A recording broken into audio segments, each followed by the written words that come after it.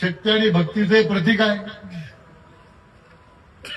आणि या शक्ती आणि भक्तीतूनच समाजाचं उदात्तीकरण होऊ शकतं आणि या अधिष्ठानामुळेच आज समाज एकत्र राहू शकतो हे आजच्या या नाम सप्ताहाच्या निमित्तानं झालेल्या गर्दीच्या निमित्तानं पाहायला मिळतं. दरवर्षी पंढरीला विठ्ठलाला साकडं घालण्यासाठी लाखो वारकरी दरवर्षी पंढरपूरला जातात. यावर्षी साधारण 30-1 लाख लोक वारकरी या पंढरपूरला होते. उच्चांकी गर्दी झाली. तर आता लोकांना अध्यात्मामध्येच मन शांती मिळते. अध्यात्मामध्ये लोकांना एक मानसिक शांतता मिळते आणि मला वाटतं आज या सप्ताहाच्या निमित्तानं आज आपलं जे अधिष्ठान आहे हरिभक्तपरायण रामगिरीजी महाराजांचं हे यांच्या मधुर वाणीतूनच अध्यात्माची जी काही या ठिकाणी आपल्या समोर ते मांडलं जातं त्यातून एक समाजामध्ये एक नवं चैतन्य एक नवं परिवर्तन पाहायला मिळतं आणि म्हणून सप्ताहाच्या दिवसेंदिवस महत्व वाढत चाललेलं आहे. तर आता 179वा सप्ताह आहे. 200व्या सप्ताहाकडे आपण वाटचाल करतोय.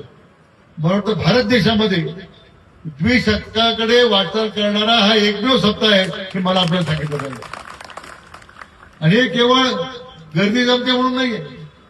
इथे असणारं जे अधिष्ठान मी म्हटल्याप्रमाणे इथे असणारी जी अध्यात्माची जी परंपरा आहे ती अधोरेखित केली गेलेली आहे आणि त्याला वंदन करण्यासाठी आपण सर्वजण या ठिकाणी जमतो. पण माझी या निमित्तानं आपल्या सगळ्यांना एवढीच विनंती आहे की मी सुरुवातीला म्हटल्याप्रमाणे अंमली पदार्थ विरोधी चळवळ ही केवळ आता शासनाने करावी पोलिसांनी करावी आता असं नाहीये. ही तमाम बसणाऱ्या सामाजिक व्यवस्थेमध्ये काम करणाऱ्या तुम्ही आमची सर्वांची जबाबदारी आहे की आपला देश आपलं गाव हे 100% नशामुक्त झालं पाहिजे.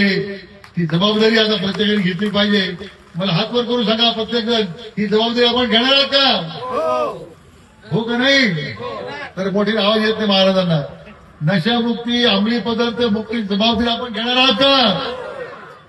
तर आवाज मोठे घेणार आहात का?